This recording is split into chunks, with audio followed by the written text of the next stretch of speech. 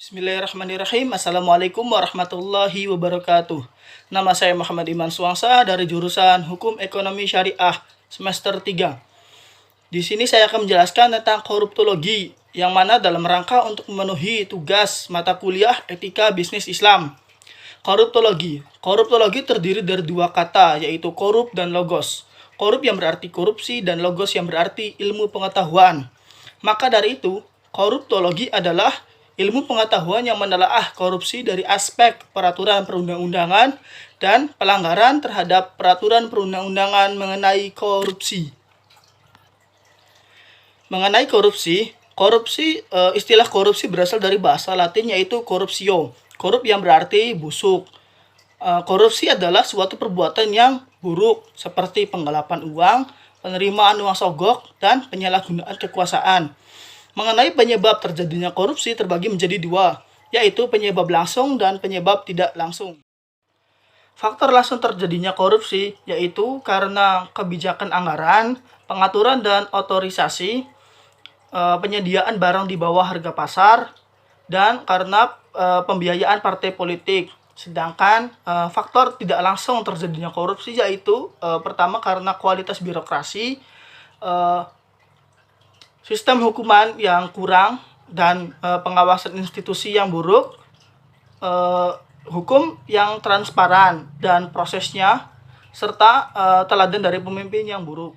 Nah, selanjutnya mengenai lembaga penanganan korupsi, yaitu ada tiga. Yang pertama, kepolisian, yang kedua kejaksaan, dan yang ketiga KPK atau Komisi Pemberantasan Korupsi.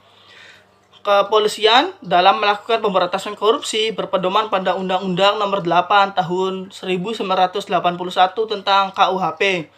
Sementara kejaksaan bertugas melakukan penyidikan terhadap tindak pidana tertentu berdasarkan undang-undang. Dan KPK bertugas melakukan pengawasan dan penelaahan terhadap instansi yang menjalankan tugas dan wewenangnya yang berkaitan dengan tindak pemberantasan pidana korupsi. Dalam penanganan kasus korupsi ini dibutuhkan peran akuntan. Nah, salah satu peran penting akuntan dalam pemberantasan kasus korupsi ini yaitu melalui kredibilitas pengungkapan informasi akuntansi. Berbicara mengenai akuntan, ada etika profesi akuntansi, yaitu suatu ilmu tentang perilaku baik dan buruk manusia yang dapat dipahami pikiran manusia, membutuhkan penguasaan dan pelantikan khusus sebagai akuntansi. Selanjutnya yaitu mengenai prinsip dasar etika profesi akuntansi. Di antaranya yaitu perilaku profesionalitas, tanggung jawab terhadap profesi, standar teknis, kepentingan publik, integritas dan kerahasiaan, serta objektivitas. Korupsi dalam pandangan Islam, menurut para ulama baik klasik maupun kontemporer sepakat bahwa korupsi hukumnya adalah haram karena bertentangan dengan nilai-nilai Islam.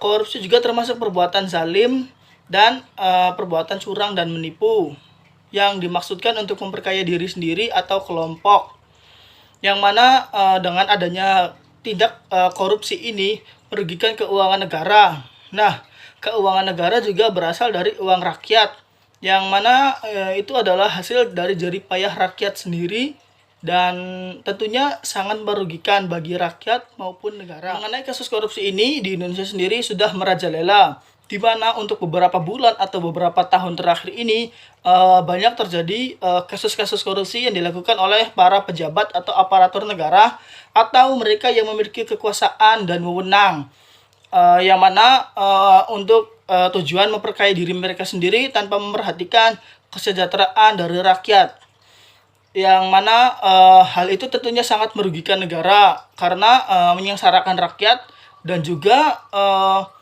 menghambat pertumbuhan ekonomi negara. Mengenai langkah-langkah pemberantasan korupsi itu bisa dimulai dari diri sendiri.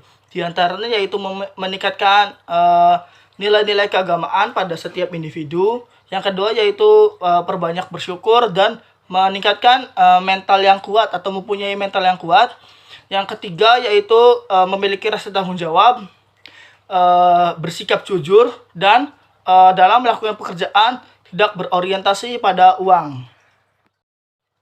Yang terakhir adalah langkah-langkah memberantas kasus korupsi yang dapat diambil oleh pemerintah. Di antaranya pertama yaitu membangun supremasi hukum yang kuat, di mana dengan sistem hukuman yang meningkat, itu dapat memberikan efek jera bagi para pelaku korupsi yang lainnya untuk tidak melakukan korupsi lagi.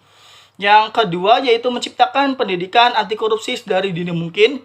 Yang ketiga, meningkatkan pengawasan terhadap berlangsungnya kegiatan pemerintahan.